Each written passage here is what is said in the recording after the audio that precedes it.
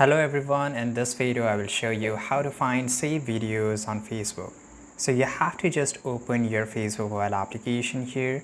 On the top right you will see your profile icon. Just go and tap on it, and once you tap on it, I will just go there right now, and once I'm here you can see this is a saved icon. Now here I can see all my saved here, right? In the new collection I can just name my collection here, right? So I will just write here B, and this can only be seen by me, so I will just select only me here, create.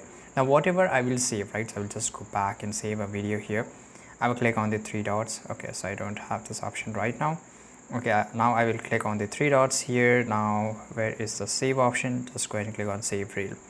Now if I just go and tap on my profile icon, go to saved icon here, and here you can see this is a reel which we just saved and it's showing up here, right?